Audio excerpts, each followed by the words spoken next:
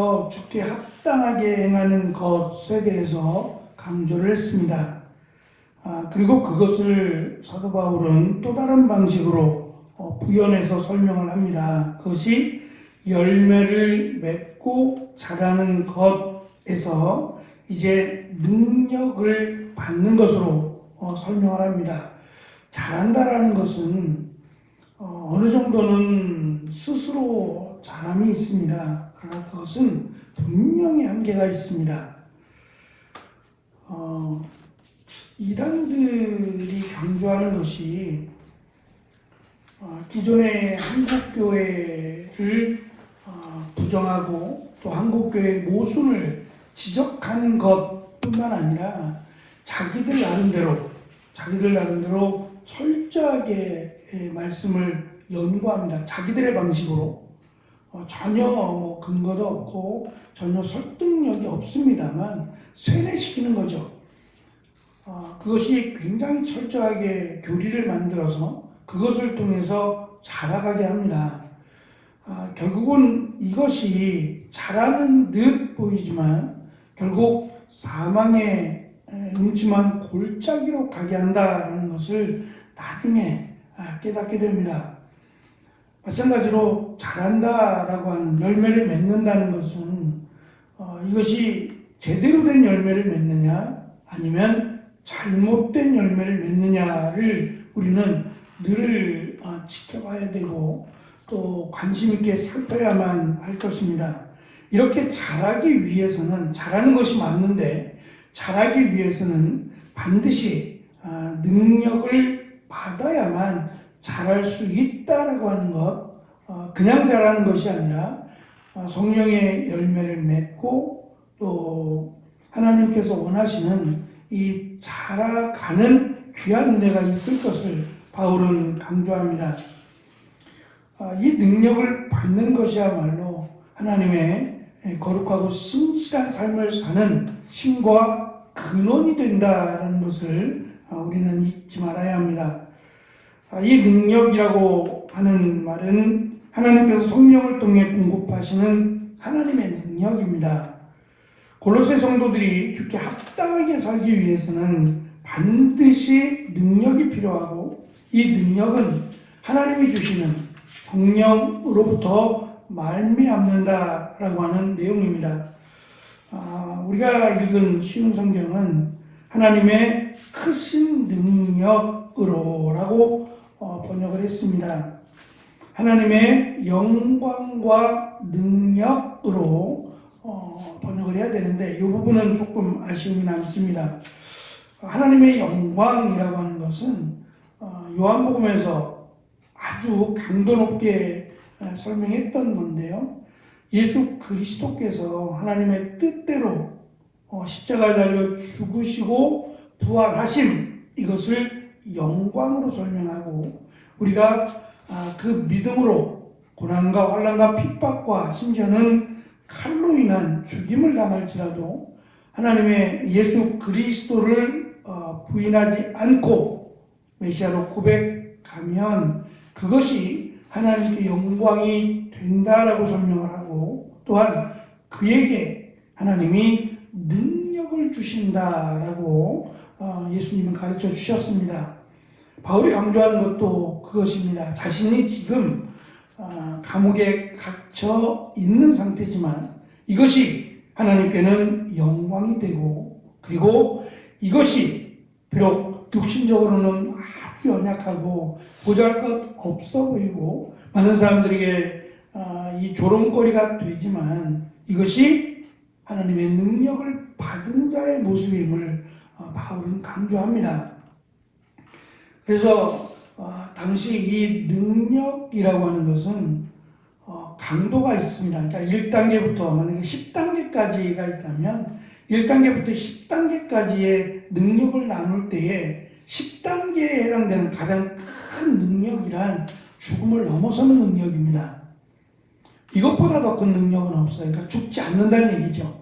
근데 이 죽음을 넘어선 능력이 바로 예수 그리스도를 믿음으로 허락하신 능력이에요. 우리의 힘과 능력으로는 결코 죽음을 넘어설 수 없어요. 이 땅에 아무리 강력한 초능력의 힘을 가진 사람도 죽습니다.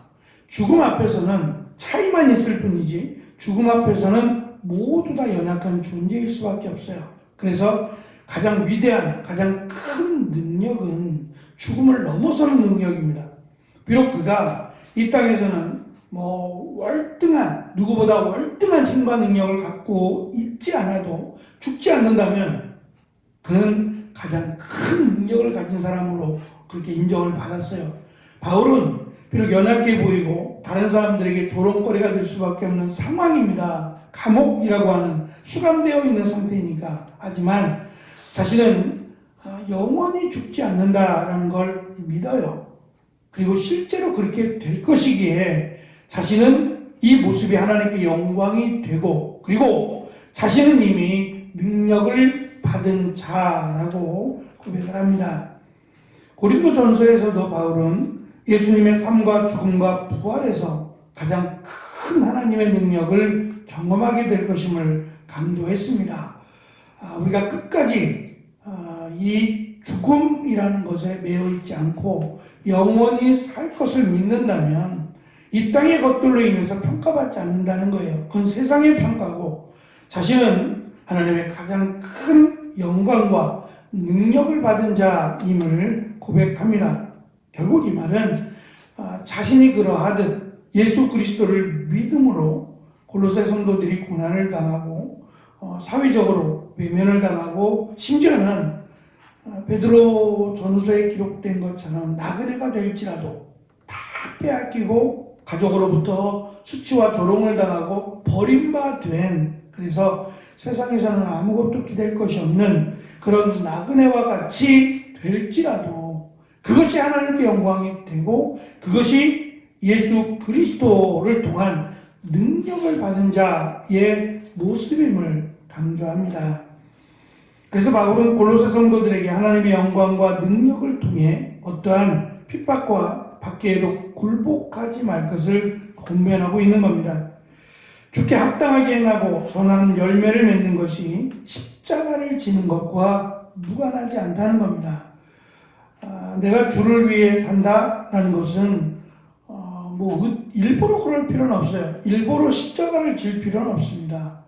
왜냐하면 예수님을 믿으면 그 고난이 와요. 세상은 선을 행하며 사는 것을 좋아하지 않습니다. 그것이 인간의 본능이고 본성이에요.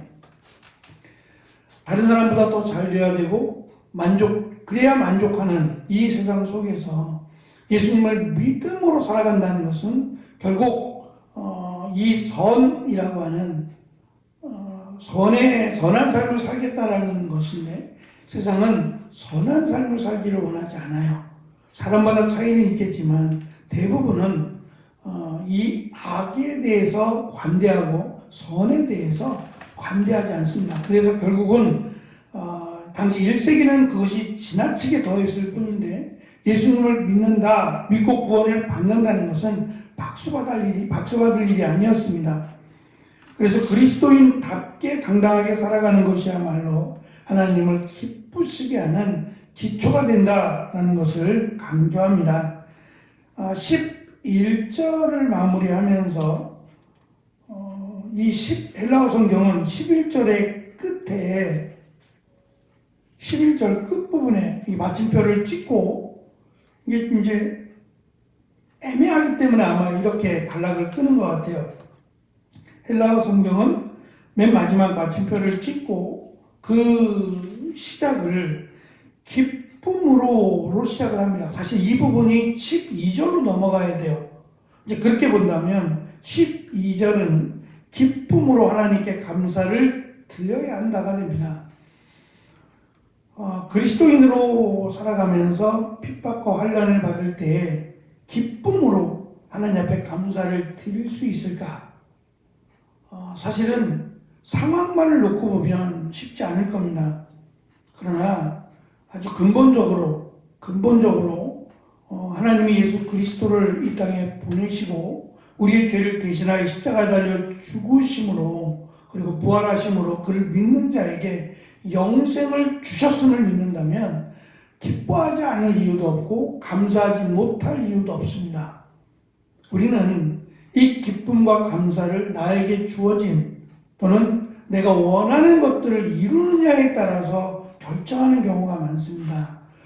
하나님의 뜻이 만약에 내가 그것을 이루고 목적하는 바를 이루는 것이 아니라면 어제 잠깐 말씀드렸던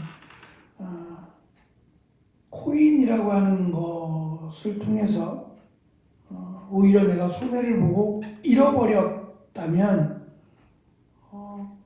왜 하나님은 나에게 다른 사람은 몰라도 나의 형편과 상황을 아시는 하나님이 도와주셔야 되는 거 아닙니까? 라고 말할지 모르겠어요. 그러나 하나님의 뜻을 기준으로 보고 정말 하나님이 원하시는 게 뭘까를 생각해 본다면 오히려 내가 코인을 통해서 잃어버리고 손해를 보는 것이 오히려 기뻐하고 감사해야 될 이유가 될지도 모르겠다는 생각이 듭니다. 우리 모임 가운데 막내 목사님이 있어요. 우리 가운데는 막내인데 40대 중반인데 지금 세종시에서 목회를 하고 있습니다. 이 친구도 나름대로 굉장히 열심히 살아가는 친구더라고요. 자신의 부족함을 채우기 위해서 참 많은 수고와 노력을 아끼지 않고 지금도 이 온라인으로 미국의 그 웨스트민스터 신학교를 온라인으로 공부를 해요. 거기 교수님이 강의를 하고 자막이 이제 한글로 달려있는 자막입니다.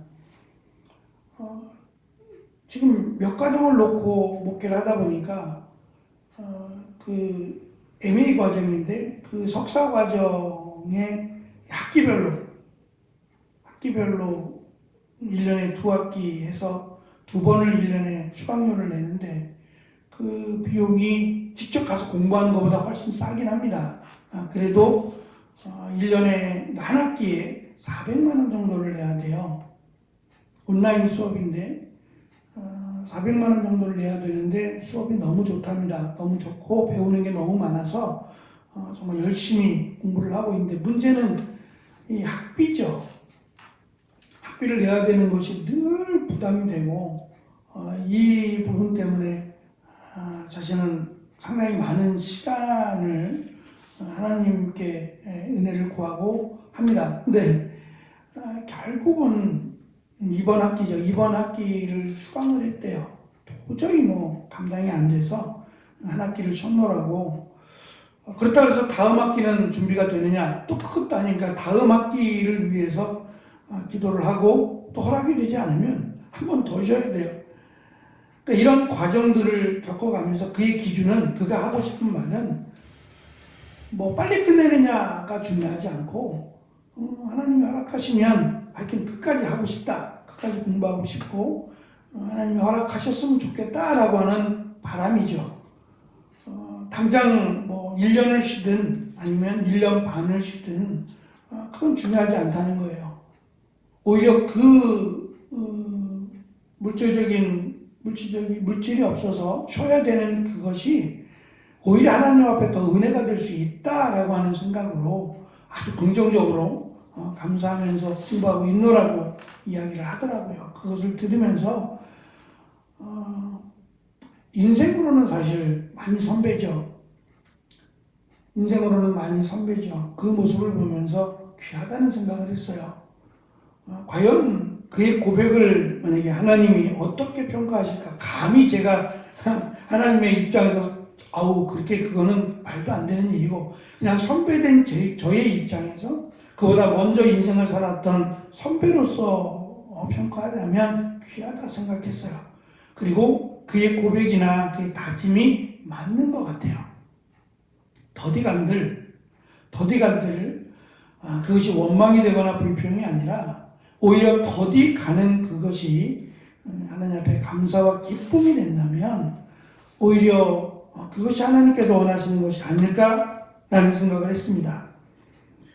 구원받을 자격이 없음에도 불구하고 구원을 허락하시고 성령의 능력을 허락하심으로 우리가 세상을 넉넉하게 이길 수 있도록 하나님이 도우셨음을 우리는 믿고 또 그렇게 살아야 할 겁니다. 12절에서 시온 성경은 이 부분을 예비해 두셨다라고 기록을 합니다.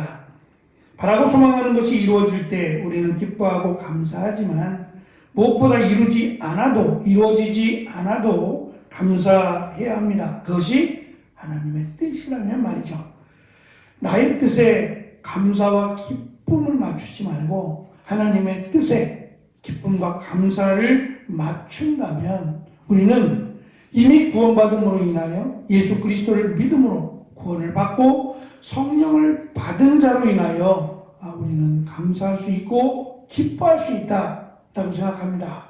그것이 우리를 자라게 하고 그것이 우리를 그리스도인의 열매를 맺게 하는 아주 중요한 원천이 된다라고 하는 것을 바울은 골로새 성도들에게 강조합니다. 이것은 지식이 아니라 자신의 삶이었어요.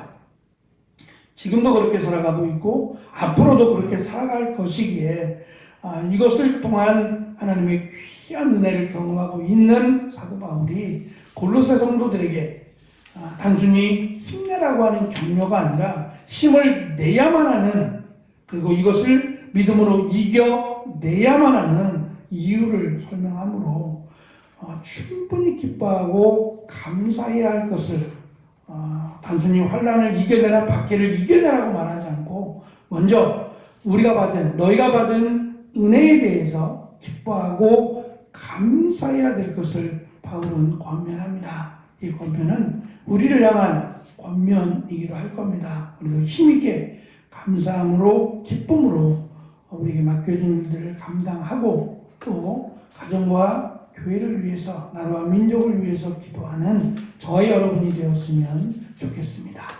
기도하겠습니다.